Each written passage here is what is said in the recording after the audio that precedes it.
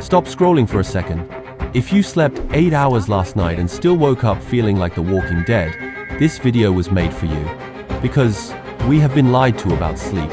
Not by doctors, not by scientists, by a massive, widespread misunderstanding of how the human brain actually rests. You have heard the golden rule 1,000 times. Get 8 hours. 8 hours and you will be healthy, sharp, unstoppable. So you do everything right. You go to bed at 11 p.m. You set your alarm for 7 a.m. That is 8 hours. Perfect math. Gold star. But when that alarm screams at you in the morning, you do not feel refreshed. You feel crushed. Your eyes are burning. Your brain feels like someone stuffed it with wet concrete. You hit snooze once, twice, maybe 5 times. And when you finally peel yourself out of bed, you need enough caffeine to tranquilize a horse just to form a complete sentence.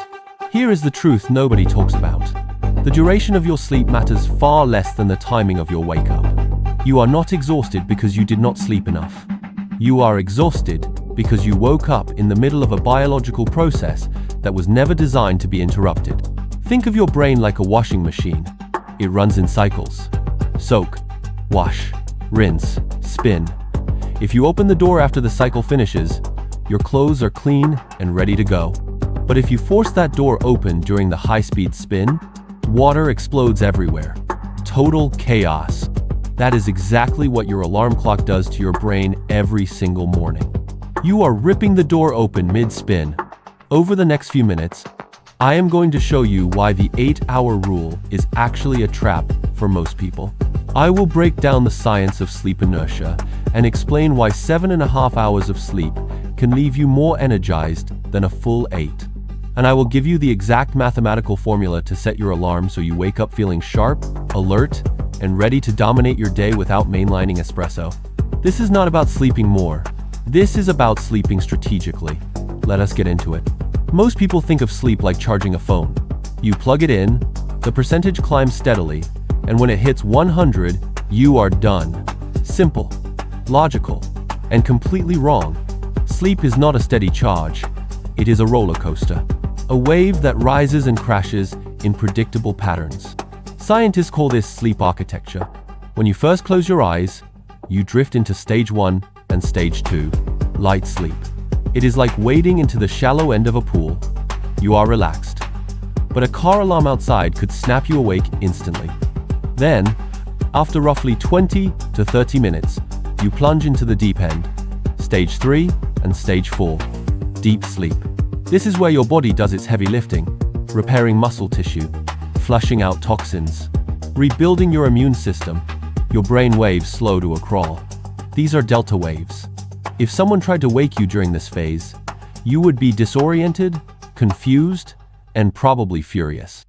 Then the roller coaster climbs back up. You enter REM, rapid eye movement, dream territory. Your brain becomes almost as active as when you are fully awake. This entire journey, from light sleep to deep sleep to REM and back to light, takes approximately 90 minutes. Not 60, not 120, 90. Burn that number into your memory. A solid night of sleep consists of 5 or 6 of these 90-minute cycles stacked together. Now here is where the math of the 8-hour rule stabs you in the back. Let us do the calculation. 5 cycles multiplied by 90 minutes equals 450 minutes.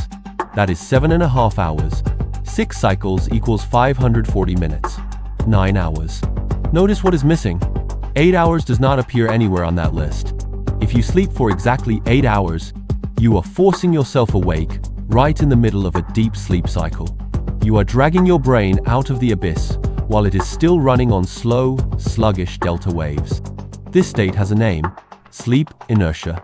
It is a clinically recognized condition of impaired cognitive function.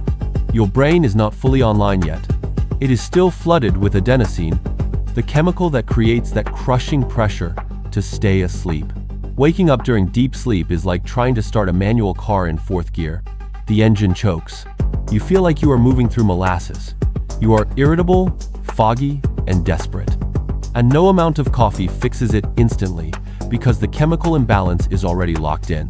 I used to worship the number 8. I would lie in bed doing panicked math, stressing out because I only had 7 hours left before my alarm. I thought I was sabotaging my health, but once I started thinking in 90-minute blocks instead of hours, everything shifted. I discovered that waking up after 7.5 hours made me feel dramatically more alert than sleeping for a full 8. It sounds insane, right? Sleep less to feel more awake? But it works, because you are riding the wave of your biology instead of slamming into it face first. You wake up when your brain is already in light sleep, naturally preparing to surface. Your cortisol is rising. Your body temperature is climbing. You are cooperating with your body instead of ambushing it. But there is another layer here. This is not just about when your alarm goes off. It is about what you do in the first 60 minutes after your eyes open. There is a specific mistake that almost everyone makes with their phone that obliterates their dopamine baseline for the entire day. Fix this one habit alongside the 90-minute rule, and you become a different person. So here is your challenge. Stop worshipping the number 8. It is a statistical average, not a biological commandment. Instead, count backwards in 90-minute cycles from the moment you need to wake up. If your alarm is set for 7 a.m., count back 7.5 hours. That means falling asleep by 11:30 p.m., or count back 9 hours to 10 p.m. Add about 15 minutes to account for the time it takes to actually drift off. What you are doing is aiming for the transition window between cycles. You are riding the wave all the way to shore and stepping off smoothly onto dry sand instead of getting tumbled and dragged under by the crash. This simple shift transforms your entire relationship with mornings. You stop battling your biology. You stop waking up drowning in guilt because you feel exhausted. You finally understand that grogginess is just sleep inertia from deep sleep interruption. It is not weakness. It is not laziness. It is chemistry. When you sync your alarm with your sleep architecture, you take back your mornings. You take back your energy. You take back control of your life. But waking up energized is only half the equation. Remember that dopamine mistake I mentioned? The thing nearly everyone does with their phone in the first 10 minutes of consciousness? In the next video, I am going to expose exactly how that habit rewires your brain for anxiety before you even step into the bathroom. And I will show you the one simple switch that fixes it.